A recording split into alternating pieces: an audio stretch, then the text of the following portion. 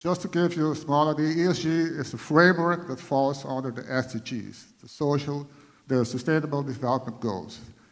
It's a framework that's being used by investment companies to avoid investing or engaging in risky or unethical practices, to assess the impact and value of an entity, and to act responsible and contribute to positive and social and environmental causes. So it's a framework on itself under the Sustainable Development Goals. So how can we put this and translate it to elderly care? For that, we have to have like a holistic approach. Holistic approach being that we have to take in consideration the well-being of the elderly while addressing the broader and societal environmental issues.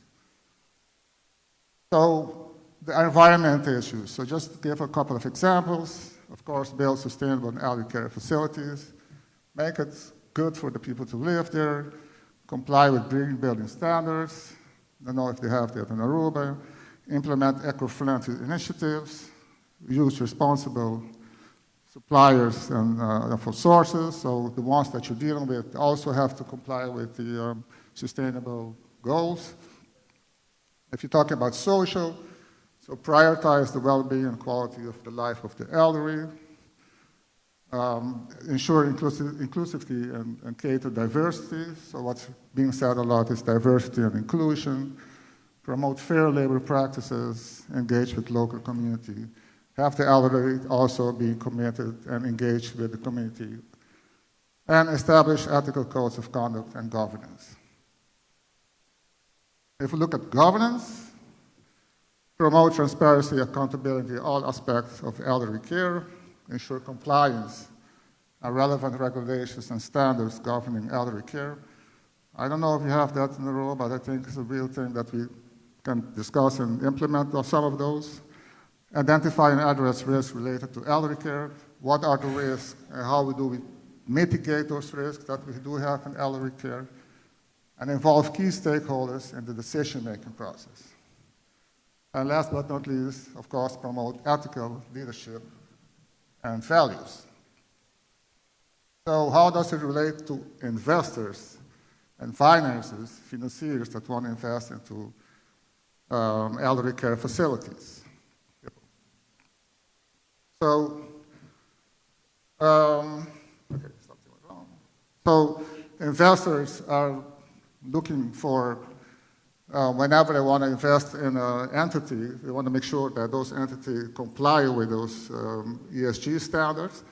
And the other side, the one that are promoting or providing the capital, also want to participate with the capital in entities that uphold those ESG standards. So much more from a maatschappelijk, social contribution, to invest in those entities that uphold those standards. So how can we make building and construction of maintenance of facility for elderly care in Aruba? My predecessor already said that it's most of the time not haalbaar in terms of financing. So what you see outside of Aruba is that there are socially responsible investment funds. I'll come back to that later. And of course, everlasting public-private partnership, PPPs, which we do have some experience with that in Aruba. With the SRIs, I don't think we do have experience with that in Aruba already. So what's a social responsible investment fund? It's a fund where banks, insurance companies, pension funds, they all put money into the fund. Of course, not at a higher interest rate, if possible at a zero interest rate, but at least at a low interest rate.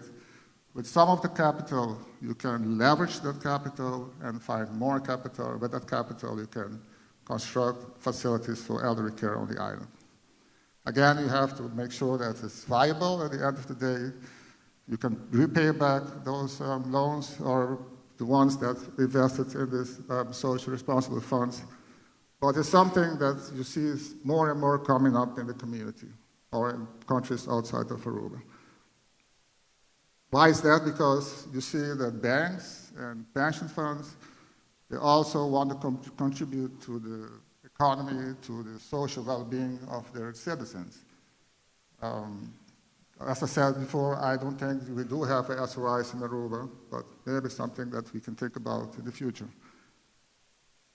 So key characteristics, with the cheap capital, let me put it like that, you can leverage your capital and attract additional funding. You can find, you can share your risk. There are a lot of, you can attract financial returns. But most of the time you do this because you want to contribute to the community of the island, in this case Aruba, but of the community of the country. Public-private partnership, we do have experience with that on the island. That's, of course, the Poitivos Boulevard and the Green Corridor. That's increased the ceiling depth of the island, but I think there are other possibilities that you can do PPP on the island, which of the best thing of PPP is that you kind of outsource all the risk, the whole financing, design of the elderly facility, the building, the construction, and the operation, and the maintenance are being outsourced. By outsourcing that, you leverage, of course, the experience of the private sector. And because you're outsourcing, you're tendering that. And by tendering, you can get good deals. So you're tendering that, that whole process. You have access to funding and financial resources. So actually what you do is you're tendering all of the whole process. And by tendering that, you can get better deals than if you do it alone and yourself. All of this is in the domain of the government at the moment, but I think in the future, if you want to make it sustainable, either the SRIs or the PPP might be a possibility to build facilities for elderly care on the island.